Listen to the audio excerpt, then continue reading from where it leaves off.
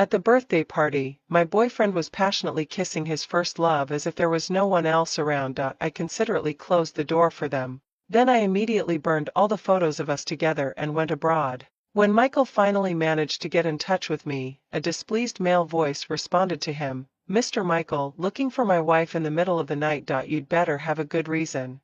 On our anniversary day, I was a few minutes late because of the traffic jam. When I finally arrived late and stood at the door of the private room, suddenly, I heard a teasing chorus of voices coming from inside. I paused in the act of pushing the door open, took a deep breath and looked inside. The door wasn't closed tightly. Through the bright and chaotic lights I saw a familiar figure. Michael was sitting in the middle of the crowd with an elegantly shaped woman in his arms. The woman was clinging to him limply, and the two of them were locked in a passionate kiss, reluctant to part. From where I was standing, I could even see the bulging veins on Michael's big hand resting on the woman's waist. He looked as if he couldn't wait to crush her into his very bones. I stared blankly at the scene in front of me, my hanging hand clenching and unclenching. It seemed that the rumor was true. Michael's first love, whom he had loved but couldn't be with when he was down and out, had come back. The ambiguity in the private room was rapidly intensifying, and I considerately closed the door properly for them. In fact, today was not only the third anniversary of me and Michael being together, but also my birthday. 3 years ago today, Michael confessed his love to me in the heavy rain, holding roses in his hands. The man's focused and burning gaze pierced through the hazy rain curtain and landed directly on my face. He looked so nervous that it seemed that a single negative answer from me could instantly defeat him. 3 years later, on our special day that belonged only to us, he was publicly entwined in a passionate kiss with his first love. Even this man, who was now completely occupied with his first love, had sworn last night that he would give me a surprise. I laughed at myself sarcastically and leaned against the door. During the 3 years we were together, I had also hysterically questioned him. But disappointment piled up time and time again. Now, even after witnessing this embarrassing scene with my own eyes, I just felt a sense of relief. The lighter was flipping between my fingertips. I stared blankly at the flickering flame. Suddenly, I realized, the way I looked at Michael was also like this flame. It had flared up suddenly when we first met, and in the end it extinguished silently and abruptly. I don't know how much time had passed before someone finally mentioned me inside. "Michael, now that you and Mandy are getting back together, what about Cherry? What are you afraid of? There have been so many women around Michael in these 3 years. Didn't she put up with all of them? In my opinion, Cherry simply can't live without Michael." Michael didn't say a word. Mandy's body stiffened, and she bit her lower lip with an embarrassed look on her face, sobbing softly. "Michael, you don't have to feel embarrassed. Actually, I just came here today to see you one more time. I've really missed you so much over the years." Michael lit a cigarette irritably, his thin lips tightly pursed. Mandy lowered her head to pry his hand off her waist, and her tears were falling down in big drops like a broken string. "Cherry will be here soon. I'll leave you two alone for now. Michael, thank you for letting me have you for a short while.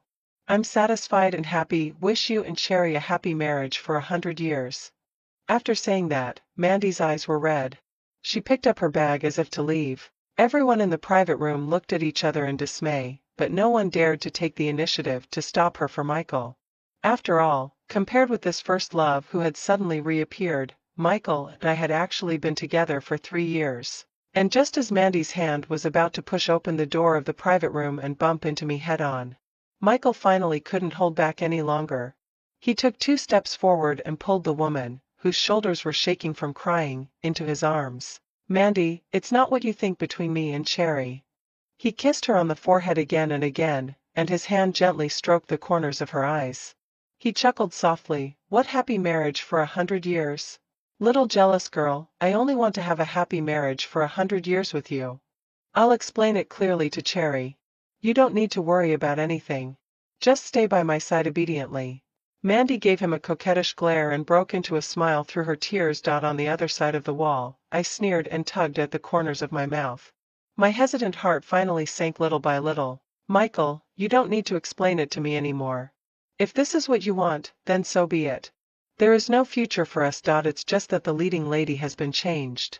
It's just that the 3rd anniversary has become the first day of their being together." The private room soon became lively again.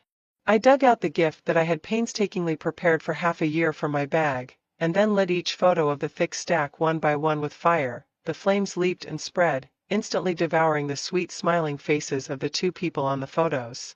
The ashes scattered, and everything was settled. The last scene I saw before I turned around and left was Mandy tilting her head up, looking coquettish as she licked the wine rolling down Michael's Adam's apple with her lips and tongue. And Michael's eyes grew darker, with intense emotions churning in his eyes. Mandy is so gentle and considerate. Michael is really lucky. If Cherry were here, she would surely only persuade Michael to drink less. What a killjoy. Congratulations to Michael for finally getting what he wanted and winning the beauty. Michael curled the corners of his mouth, and a flash of smugness passed through his eyes. He pinched Mandy's face and kissed her heavily as she tried to dodge coyly. I just glanced at them indifferently and then turned around, stepped over the messy ashes on the floor and left. I never looked back. When I was packing up my things in the villa, I suddenly received a friend request. It was from Mandy. I hesitated for a moment and then clicked to accept. Soon, Mandy sent me a voice recording. Michael, Cherry didn't come tonight. Is she angry with you? Could it be that she knows about us? Michael, I don't want to be called a mistress. The sound of their ambiguous lip-locking rang out. Moments later, Michael's gentle and soothing voice with a hint of laughter came. Baby, it's none of your business. Actually, I got tired of her long ago. I just thought she was so serious and pitiful that I didn't break up with her. That Cherry, she's only good to look at from a distance, not to get close to. Before, I thought she was like a goddess, but when I got closer, I found she's just SOSO. She's like a dead fish in bed, so boring. How could she compare to you? What if she refuses to break up with you? Leave it all to me. I'll handle it. Don't worry, baby. I'll call Cherry later and ask her to find a hotel by herself tonight. I'm taking Mandy home. The mobile phone slipped from my palm and fell to the ground. I stared blankly at the phone with its black screen. My mind was buzzing. If I hadn't heard it with my own ears, I could never have imagined in my whole life that Michael would belittle me like this behind my back just to please another woman. I originally thought he was just fickle and promiscuous. Unexpectedly, he was rotten to the core. During the 3 years I was with Michael, there were sweet moments. When he was chasing me back then, it seemed like he had exhausted all the sweet words in the world. Not only that, he also put his words into action and pampered me. He always put me first in everything, and every word I said got a response, and every matter had a solution. Once when we were walking and I saw the setting sun and casually mentioned that I wanted to see the aurora borealis. In the middle of the night, he called me and asked me to go downstairs. He dragged me, who was still sleepy and groggy, onto a plane to see the aurora. Although we didn't end up seeing the aurora in the end. But I'll always remember the heart-fluttering moment when we hugged each other in the snow-covered far north. At that time, he even gave me the illusion that he loved me more than himself, but later, everything changed. I don't know when it started, but there were many more people of the opposite sex around him. And his answers also started to become perfunctory. Until finally, he said, that Cherry, she's only good to look at from a distance, not to get close to. When you get closer, you'll find she's just SOSO. Perhaps when he was demeaning me to please Mandy, he himself had forgotten that he once held his heart in his hands in the pouring rain and begged for my mercy. Cherry, I'll hold an umbrella for you in every rainy day from now on. The man's firm words, spoken one by one, still echoed in my ears. But his heart had completely changed. So, what is love? Love is like writing a poem in the snow, disappearing as you write. Love is like making a vow in the heavy rain, vanishing when the sky clears. True feelings are precious and priceless. But true feelings can change in an instant. In the middle of the night, with the rain pouring down, I dragged my suitcase to the airport. I was stubborn for 3 years, and the ending wasn't so good. Fortunately, I have a clear conscience about this relationship. Even for the breakup, I considerately removed all the traces of my existence for him. The only thing left was a custom-made photo frame. The photo frame was heavy. It was originally meant to hold those photos that I burned tonight. Now that the photos are gone, the photo frame is naturally of no use anymore. I told the aunt to find time to burn it. The aunt obviously didn't know what had happened. Just looking at my resolute look, she sighed and said, "You young people are always so impulsive. But you don't know that once many people turn around, they'll miss each other for a lifetime and never meet again." "Will we never meet again?" I smiled cheerfully and handed her the keys. "Thanks for your kind words." Once I didn't understand why the female protagonists in movies always liked to move to another city after a breakup.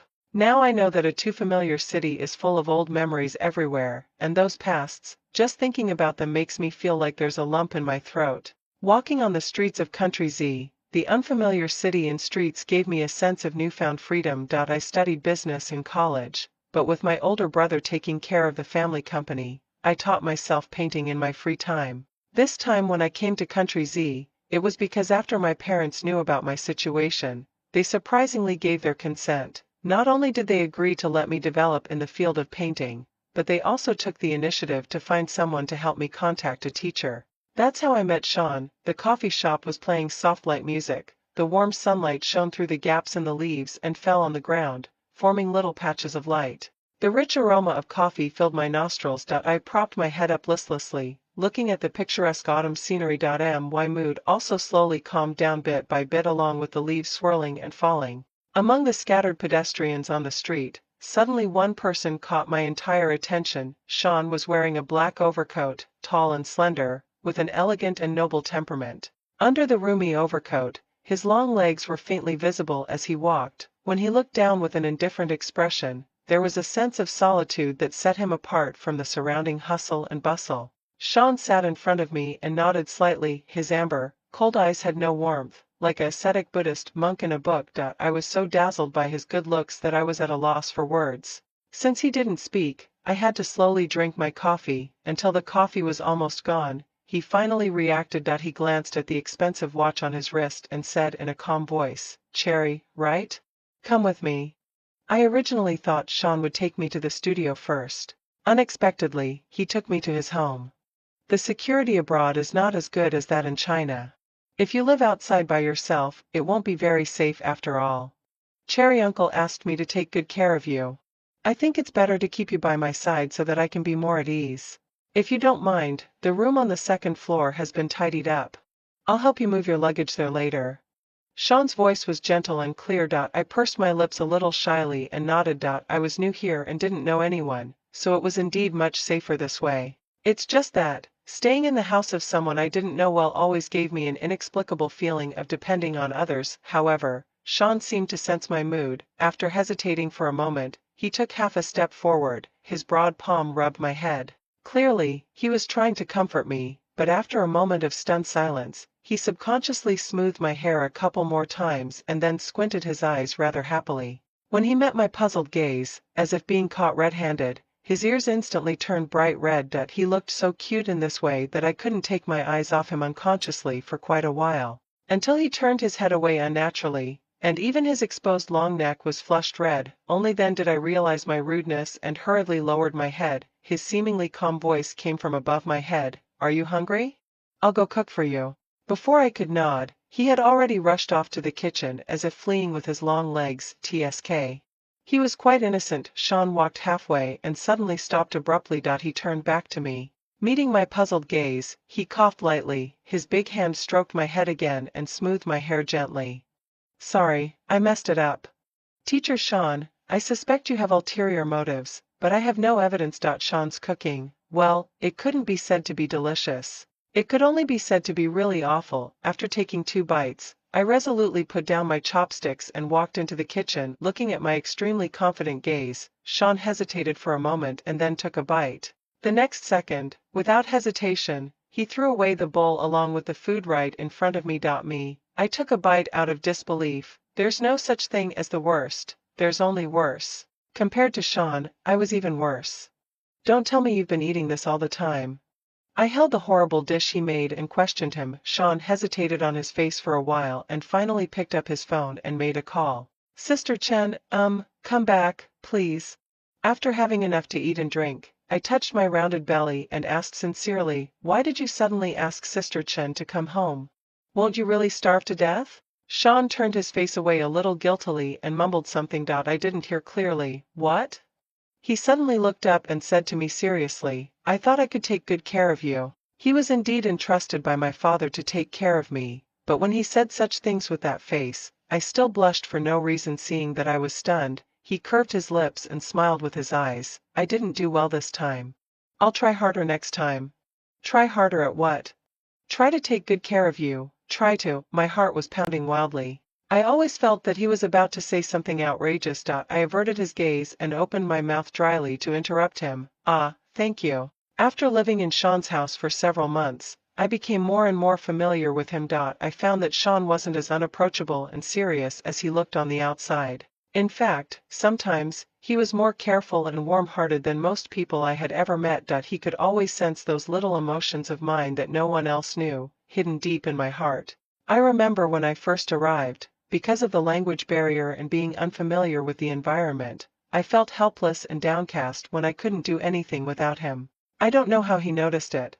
Clearly, I had tried my best to make myself look normal, but he started to find all kinds of lame excuses to take me out. He took me on trips, helped me communicate with people, and introduced me to his local friends. The process of adaptation was long and tedious, but Sean patiently guided me and helped me in his own way. Even his disastrous cooking skills had unknowingly improved to perfectly suit my taste. Being loved really makes one grow flesh and blood crazily. In just half a year, I gained 6 pounds. However, compared to the increase in weight, another more obvious change was in my heart. With Sean's company, my withered and dried up heart became lively and full again. Although most of the time, he was not good at expressing himself and was taciturn, but compared to Michael's empty sweet talk, I found that this clumsy and careful concern made my heart flutter more. Perhaps it was at that time that the thought of having feelings for Sean quietly sprouted, when Sean once again wanted to take me out on the pretext that the cat at his friend's house could do a backflip. I bit my lip and took the initiative to hold his hand and whispered, "Idiot." Sean was slightly stunned and then raised his eyebrows slightly. He held my hand back and shook it with a smile. His long, narrow and cold eyes were filled with tiny glimmers of light, and the tenderness and indulgence in his eyes were almost overflowing.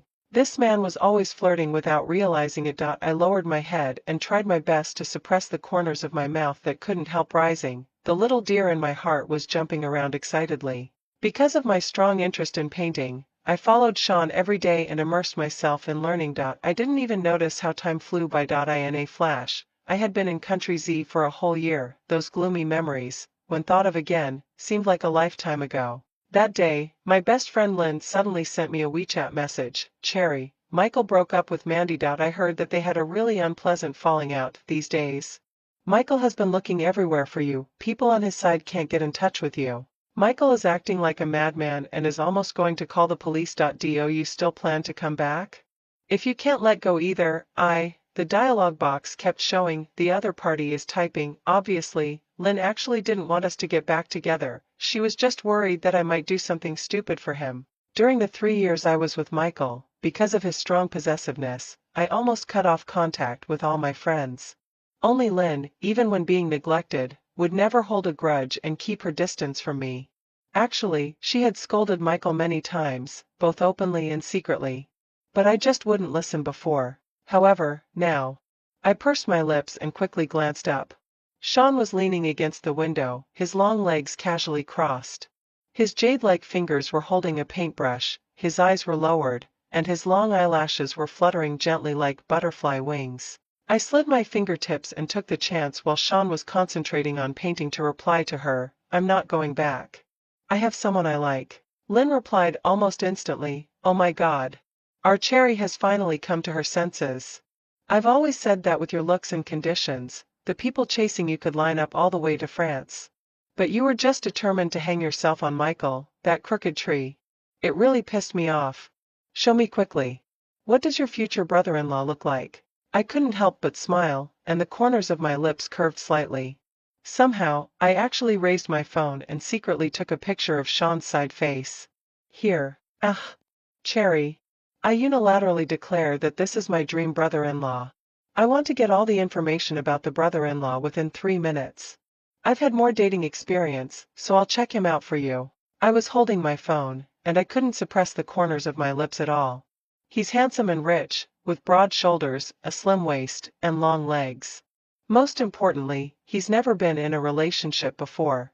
He's really innocent." I was chatting excitedly when suddenly I noticed it was getting dark above my head. When I looked up, I saw Sean with his hands on either side of me, trapping me in a hugging position. His light amber eyes were fixed on my phone screen, and his perfectly shaped lips curved into an alluring arc. "Cherry, why don't you continue? don't you know? Sean lifted my wrist with the paintbrush in his fingertips. The force from the paintbrush led me to press it against his firm abdominal muscles. I subconsciously swallowed. Sean's deep voice had an indescribable hint of ambiguity. Cherry, why don't you come and check it out yourself? What else do you like about me? We were extremely close, and when he said the last sentence, he was almost whispering in my ear. The hot breath sprayed on my sensitive earlobe, and instantly I was blushing all over like a cooked shrimp.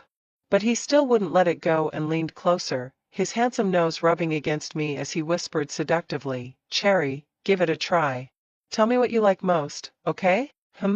I wanted to turn my head away, but Sean took the opportunity to pull me into his arms. He wouldn't let me escape, his glittering eyes staring straight at me. His thin lips opened and closed. Cherry, you like me too, right? My mind was blank, and I didn't realize there was anything wrong with what he said. I just stared at his face that was getting closer and closer, and my lips were getting drier. I subconsciously licked my lips, and then I saw his eyes darken and his Adam's apple bob up and down. Somehow, I reached out and gently touched it. Just as I was about to pull my hand back, he grabbed my wrist. The scorching temperature spread along my wrist. My heart was pounding in my chest. With such a handsome man in front of me, I made up my mind. I covered his eyes with my free hand and kissed him rather boldly. His lips were soft, and I touched them timidly and then quickly pulled away. Unexpectedly, he reached out with a big hand. He directly pressed me, who was trying to escape, onto his lap. I was burning all over and at a loss, wriggling uneasily to escape. He let out a muffled groan and held me tightly in his arms. His voice was hoarse, Cherry, you can't run away. Passionate kisses fell on my slender neck and spread all the way up. The night was deep and the dew was heavy. The lingering summer night wind rushed in through the thin gauze curtain. I was pressed on the bed by Sean, murmuring his name in a daze. My scattered long hair was wet with the fine sweat dripping from my temples. His hot breath sprayed on my neck and ears, calling my name over and over again. I was dizzy and my mind was already gone. My trembling fingertips climbed onto his shoulders and were then pulled down by him and pressed onto the bed, our fingers interlocked. Sean, my voice was broken and messy, and I was whining softly, begging for mercy. Suddenly, the phone on the bedside vibrated. Sean reached back and grabbed it, but the caller wouldn't give up. After a gust of passionate storm, Sean was lying on top of me, panting lightly. His usually clear and ascetic eyes still had the lingering desire. After giving me a peck on the lips with a bit of grievance, he handed me the phone. The name Lynn was flashing on the screen. I didn't think much about it, thinking she might have something urgent, and hurriedly answered the call. But it was a familiar male voice on the other end. Cherry, come back when you've had enough fun. Where are you now? I'll come and pick you up, okay? Heh, Sean chuckled softly, Mr. Michael, looking for my wife in the middle of the night. You'd better have a good reason. I raised my eyebrows, surprised by Sean's assertiveness. He leaned down and whispered in my ear, Cherry, your ex-boyfriend is in a hurry to find you. His voice was neither too loud nor too quiet, but just loud enough to be clearly picked up by the microphone. There was a moment of silence on the other end of the phone, and then Michael's hysterical roar came, Who are you? How come you're with Cherry? What are you doing? Sean smiled casually, the corners of his eyes still tinged with the crimson from the passion just now. Michael, it's 10 o'clock at night in China, but it's already the middle of the night here. In the middle of the night, we're not sleeping. What do you think we're doing? I nestled in Sean's arms and yawned lazily. A proper ex should be like their dad. Michael, aren't you a nuisance? Lynn called me later to apologize, saying that Michael went crazy that night, got drunk and went drag racing, and almost got killed. I casually brushed it off and changed the topic. Perhaps he really regretted it, but no one will always be waiting for you in the same place. I've already experienced his cheap and excessive love. It's really something that I don't even want to look back on, not worth mentioning at all. Fortunately, only by saying goodbye to the wrong person can you meet the right one. Sean has given me enough sense of security. After we confirmed our relationship, on a special day, he soon proposed to me with all his belongings. I'll always remember that scene. The breeze was gentle, the waves were calm, and the afterglow of the setting sun was reflected on the sea surface. The orange scene was so soft and beautiful that it was almost unreal. Sean was rarely dressed in a suit, standing in a sea of roses, looking as handsome as a god. He gently tidied the messy strands of hair by my ears, his expression extremely tender. Cherry, perhaps in your impression, we've only known each other for a little over 300 days. But actually, I've known you for many years. The first time I saw you was at an art exhibition. At that time, I wasn't famous yet, and everyone at the exhibition was gathered around fading. Only you chose my bright moon, and you just tilted your head like that, looking at it for the whole afternoon. Later I found out that you were Uncle Cherry's daughter, but by then you already had Michael by your side. I originally thought that we would never cross paths again in this life. Unexpectedly, fate still brought you to me. He took my hand and placed a gentle kiss on the back of it. Cherry, I won't miss you again. I know that you suffered a lot of grievances when I was absent, but I just want to tell you that in front of me, you can always be yourself. You can freely express any of your emotions. Don't always keep them bottled up inside. No matter what happens, I'll unconditionally stand behind you and be your safe haven. You have your waxing and waning, but my love will shape you into a full moon. Cherry, I love you. I don't want you to be just the delusion I projected onto my paintings. I want you to be the only leading lady in the rest of my life. I want to see you every day when I open my eyes. The sea breeze was gentle, and his trailing voice was soft and lingering. I looked up at my reflection in his eyes and quietly sniffed. Idiot. So, fate had already made us meet. So, we had missed each other for so many years. The candlelight flickered, reflecting two figures close together. I gently tiptoed. After Michael was discharged from the hospital, he started causing trouble. Lynn called me more than once to complain. Cherry, you have no idea how crazy he is now. He's been asking me for your address all the time. I got so annoyed by his pestering that I casually said I'd give it to him if he went to die.asa result. He dragged me into the car, went drag racing to the seaside, and jumped into the sea as soon as he got out of the car. His actions were so smooth that I almost didn't react in time. If I hadn't been soft-hearted and called the police, this crazy guy would have been dead that day. So, did you tell him? Lynn was silent for a few seconds. Cherry, I have a bad signal here. I'll hang up first.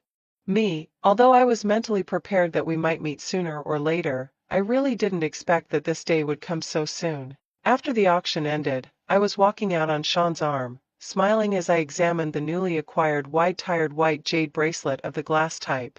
The bracelet was loosely hanging on my wrist, making my skin look as white as snow, looking gentle and elegant yet a bit cold. I bought 3 bracelets this time, and the other 2 were also extremely expensive and rare glass type. They were gifts from Sean for my mother and Sean's mother. Suddenly, the person beside me stopped in his tracks. Sean narrowed his eyes as he looked ahead, and the disdain in his eyes disappeared in a flash. I raised my eyebrows and glanced at Sean, who had inexplicably gone into a bristling state. Before I could say anything, I heard a familiar, trembling voice. Cherry. Michael's eyes were red, and his expression was gentle. There was an almost overflowing obsession and longing in his eyes. I hadn't seen him for more than 2 years, and he seemed like a different person. I could no longer find the carefree and cynical look he had before. His whole state was like the loneliness and desolation of still water. Our eyes met, and I clearly saw the guilt, regret, and sadness in his eyes. Somehow, seeing him like this now, I actually felt a bit of secret satisfaction in my heart. I couldn't help but curve my lips. Michael seemed to misinterpret my smile, and his eyes suddenly lit up with hope. Cherry, I've come to take you home. Sean frowned and took a step forward, blocking me behind him. I tugged at the corner of his clothes and said softly, It's okay. I can handle this. Michael was almost impatiently coming forward to hold my hand. I quickly took half a step back to avoid his entanglement and instead interlocked my fingers with Sean's. Michael's hand froze in the air, and a lonely, bitter smile curved his lips. His originally straight back also bent slightly, as if it couldn't bear the weight. I thought that for a person as stubborn, awkward, and proud as he was, seeing this scene would be enough to make him angrily go back to his country, but he just swallowed hard and forced down his emotions. When he looked up again, his dark eyes looked at me carefully, saying to me as if asking for credit, Cherry, I've reprinted all the photos you burned. I couldn't find that photo frame, but I ordered an identical one. I've pasted our photos one by one on it, and it's now hanging in the most prominent place in our home. I look at the photos and think of you over and over again every day. I really miss you so much that I'm almost going to go crazy. Cherry, it was all my fault before. I took advantage of your love and bullied you without fear. I really know I was wrong. I promise that I'll treat you twice as well in the future. We've been together for 3 years, more than 1,000 days and nights. Can you really let it go? Cherry, could you please forgive me just this once? You come back to the country with me, and we'll get married right away. I'll give you the grandest wedding. I promise that there will only be you by my side in the future. Cherry, could you please give me one last chance to fulfill the vows I didn't complete before? Okay? Michael knelt down on one knee in front of me, trembling as he took out a velvet box from his arms. When the box was opened, there was a dazzling pink diamond inside. Michael was looking at me expectantly, staring at me eagerly. His expression was tense and ingratiating, as if my answer would be his verdict. I've seen such eyes before. When he confessed his love to me back then, he was also looking at me with the same kind of eyes. I've made the same mistake once, and I've learned my lesson. So I won't make it a second time. Perhaps in the past, when I still hadn't given up on him, seeing him coaxing me so humbly like this, I would have already softened my heart. But I've been deceived by him for a whole 3 years. If I were to easily forgive him just because of his seemingly sincere apology, then all the pain I've suffered would be what I deserve. My eyes swept over his bloodshot eyes, and I said softly, Michael, it's too late. Michael was stunned for a moment, his eyes flickering slightly, and his thin lips were tightly pursed. But he still stubbornly held up the pink diamond in his hand. Cherry, what are you talking about? I don't understand. Look, I've been to many places to finally bid for this pink diamond. You used to tell me that you liked it the most. I stared at the pink diamond in the box for a long time and suddenly let out a low laugh. How ironic. I didn't receive this thing during the 3 years I was with Michael, but I received it in this way after we broke up. Sure enough, people always like to distinguish the depth of love by the pain they feel after separation. But I held Sean's hand and turned it, showing the wedding rings on our fingers. When I looked up at him, my eyes were full of coldness and detachment. Michael, you and this pink diamond are just rejects. Your realization, your regret, and your cheap love. All came too late. I don't care about them anymore. My eyes were cold, and I calmly revealed my disgust for him. Michael's body swayed, and he could hardly stand steadily. The color on his face disappeared completely in an instant. Cherry, don't be like this. We promised to grow old together, didn't we? How long have you known him? How can it compare to our 3 years? He shouted out of control, and the vulnerable crying tone in his voice was exposed without any disguise. But I sneered as if I had heard a huge joke. Michael, you've played the act so real that you even believe it yourself, right? Those empty sweet words you said back then, ask yourself, did you ever really mean them? Michael opened his mouth weakly after hearing my words, but he couldn't even come up with a single word of rebuttal. I used to mistake fish eyes for pearls. Fortunately, now I've finally found the pearl that belongs only to me. I smiled gently, squeezed Sean's warm and slender hand, and didn't even give Michael another glance. Let's go. Okay. When we were passing by each other, Michael suddenly called out to stop me. He was still kneeling on the ground as if he had lost all his strength, his head hanging low. Cherry, if I had bowed my head and admitted my mistakes to you earlier, would you have forgiven me? I paused my steps slightly and finally let out a soft sigh, closing my eyes. Michael, it seems that you still don't understand why we've come to this point. You have personality flaws because of your original family. You are worried about gains and losses, and you like to test people. These are not your faults, but what have I done wrong? Why should my true feelings be trampled on by you like this? I've never hated you, but I can never forgive you either. Those pillows soaked with tears, those nights I gritted my teeth and got through. I even doubted myself because of you. It's quite ridiculous, isn't it? So Michael, actually there was no possibility for us long ago. The harm you've caused me can never be made up for in your lifetime, and I don't need you to make up for it either. Actually, I realized a long time ago that you didn't love me as much as you showed.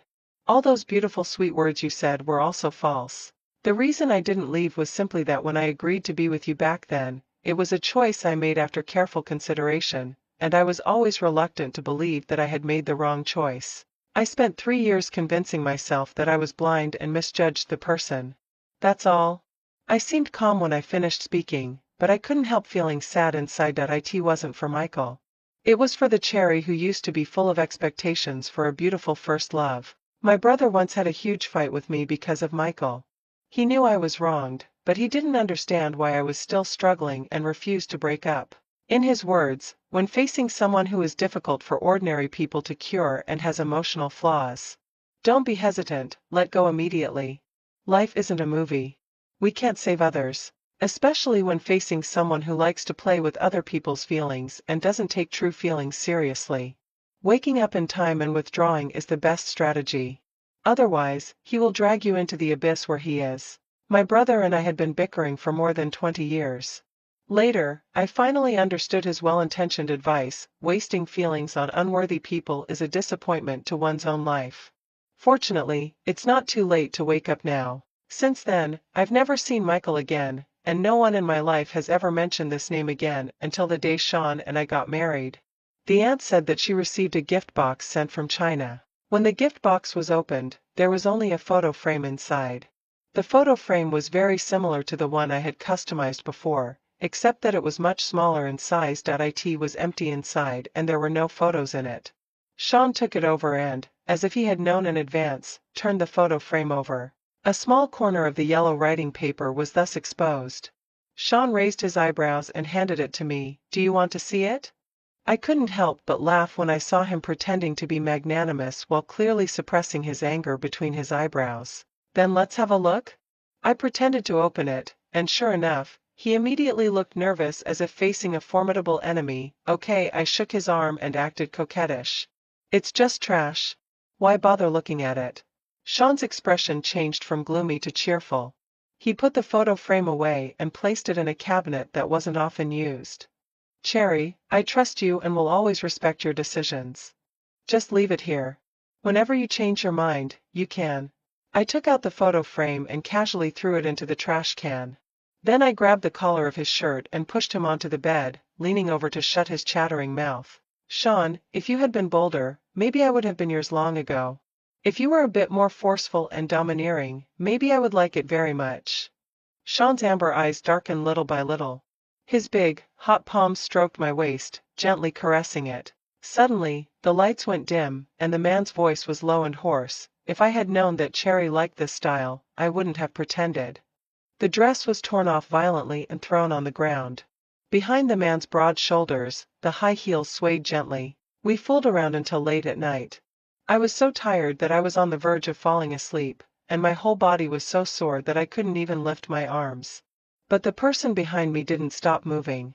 His slender hands clamped around my ankles and he came closer tirelessly. "Darling, do you like it when I'm this forceful?" I gritted my teeth and kicked him while clutching the bed sheet. "Sean, you bastard." Somehow, this seemed to excite him even more. Sean threw his head back and gasped, "Darling, it sounds so nice when you scold me." The moonlight was quiet, and the figures of the two embracing each other were tender and affectionate. I was lying on the balcony, letting the gentle breeze blow by, and the heat gradually faded away. Suddenly, a pair of big hands covered my eyes. Sean's voice was filled with laughter as he planted a gentle kiss on my back. "Cherry, you're more beautiful than the moonlight." In fact, Michael had already regretted it. That day, when he stepped out of the private room door and saw the scattered and burnt, incomplete photos on the ground, he suddenly felt a sharp pain in his heart. He didn't take it seriously. He went home late at night with Mandy in his arms, only to find the house empty and deserted. Everything related to Cherry had disappeared completely, as if she had never existed. Auntie looked at him, hesitated to speak, and sighed repeatedly. Mandy's eyes were hazy. She giggled and urged him to go take a shower. When the two of them rolled onto the bed, Mandy's eyes were full of charm, like a bewitching demon that could bewilder people's minds. But suddenly, he caught sight of the wrinkled silk sheets that Cherry had chosen under Mandy. The rich, sweet fragrance on the woman clashed with the originally elegant and light fragrance in the room. He suddenly felt irritable and lost all interest. He rolled over and got up to light a cigarette. The smoke curled up in layers. Michael stared blankly at the empty bedside. There should have been a teddy bear. The cool wind blew up the gauze curtain, rushing into the dim room. The previously ambiguous atmosphere was easily blown away by the wind and fell into silence. The neglected Mandy slowly got up, knelt on the bed barefoot, and wrapped her fair and white arms around his bare and strong waist from behind. Michael didn't respond to the woman's advances. He said in a hoarse voice, "Mandy, I'll ask the driver to take you back." Mandy was the person he had liked when he first fell in love. At that time, he wasn't the respected and young and successful general manager pay that he was now. He was just an ordinary, even somewhat pitiful, teenager. His parents were at loggerheads every day, arguing about getting a divorce. His existence had undoubtedly become a burden for each of them as they rushed towards their own freedom. No one wanted him, this encumbrance. He was pushed around like a ball. The lonely and withdrawn him fell in love at first sight the moment he saw Mandy, who was surrounded by people like the moon surrounded by stars. Perhaps it wasn't really love at first sight, but he just wanted to possess that treasure in the eyes of others. Back then, because of the disparity in their statuses, he couldn't have what he wanted. So, when Mandy, who had now become a minor celebrity, took the initiative to contact him through someone and threw herself at him, even though he knew she had ulterior motives, he still couldn't help himself. After Mandy left, Michael put his phone beside his pillow. He was estimating in his mind on which day Cherry would call him this time. He knew that Cherry must have seen the scene of him being affectionate with Mandy, which was why she had burned the photos. He admitted that he and Mandy had gone a bit too far and overstepped the bounds tonight, but he had come to his senses in time and hadn't made any major mistakes. If Cherry was really that angry, he could just humble himself and coax her. Michael had always known that he had feelings for Cherry. It's just that he couldn't stand ordinary, uneventful days, nor could he accept a dull relationship. When he was chasing Cherry back then, it was a big, dramatic affair known to everyone. But after being with Cherry for a long time, he began to feel bored in their relationship. In his opinion, these women who come up to him voluntarily were the best distractions. Cherry would get jealous, would be so sad that she would cry. She would ask him why with red eyes. He would act impatient and irritable on the surface, but actually, he was secretly looking at her sad expression, feeling smug. Look, the beauty who was as cold as a goddess in the eyes of others, isn't she still falling from her pedestal because of me, crying and begging for my true feelings? And he couldn't remember when it started, but Cherry began to become quiet. She no longer hysterically questioned him. She just remained silent, watching him make a fool of himself with cold eyes. It wasn't that no one had tried to persuade him. Lynn had jumped up and down, scolding him angrily more than once in front of him. However, he was so eager to prove his place in Cherry's heart. He needed to keep testing to confirm that Cherry loved him and would never leave him no matter what. But he didn't know. Every time the pain of being let down, Cherry had silently remembered it in her heart. The sweetness and touches in the first half-year had long since evolved into disappointment, and even endless regret that kept one awake all night. Through the countless acts of betrayal and torment that followed later. When the love was completely worn away, he had completely lost her. 3 months after Cherry left, Michael and Mandy appeared to be getting even hotter in front of the media. There were even rumors that the two of them were about to get married. What no one knew was that off-camera. Michael frowned and shook off Mandy's hand, lighting a cigarette irritably. The smoke curled up around his fingertips, and he stared blankly at that bit of scarlet. Cherry hated the smell of cigarettes the most. If Cherry were here, she would surely glare at him angrily at this moment and then unhesitatingly snatch the cigarette from his fingertips. Sensing the man's suddenly cold attitude, Mandy was stunned for a moment. She smoothed the wrinkles on the skirt around her waist and then turned around calmly. After the sound of her high heels echoed for a few seconds, she paused her steps and slightly turned her head. Her voice was full of mockery. Michael, isn't it just what you wanted that Cherry left? Who are you putting on this affectionate act for now? Cherry is just throwing a tantrum. She'll come back eventually. Besides, what happened between me and Cherry has nothing to do with you. Mandy shook her head with a sneer. Michael, haven't you heard a saying? A belated affection is cheaper than grass. Half a year after Cherry left, Michael finally panicked. He had been having the same dream over and over again recently. In the dream, Cherry was wearing a wedding dress, looking as noble and bright as the moon. But the moon belonged to someone else. The person standing beside her, the one who would spend a lifetime with her, wasn't him, Michael. The belief that Cherry would surely come back was gradually shattered in the daily longing and dreams. He missed Cherry so much, but unfortunately, no one could get in touch with her. Finally, he thought of someone. Lynn, Cherry's best friend. He managed to set up a situation that Lynn couldn't refuse. Then, taking advantage of the moment when Lynn was distracted, he took out a SIM card ejector tool and stole her SIM card. before dialing the phone number, Michael drank a lot of alcohol. Alcohol emboldens the cowardly. He knew that he had done too many things that had hurt Cherry. At this point, there were some things that he only dared to say under the influence of alcohol. He was surrounded by scattered beer bottles everywhere, and he was tightly hugging those reprinted photos. He stroked each photo one by one. Through the photos, it seemed that he could still see their sweet past years. Cherry in his memories, just like the person in the photos, was always smiling gently. But that gentleness, he had once scorned and discarded like old shoes, after mustering up the courage to dial the phone number. The continuous longing for days burst out like a volcano. Actually, what he wanted to say was, "Cherry, I miss you." But when he opened his mouth, it came out as, "Cherry, come back when you've had enough fun."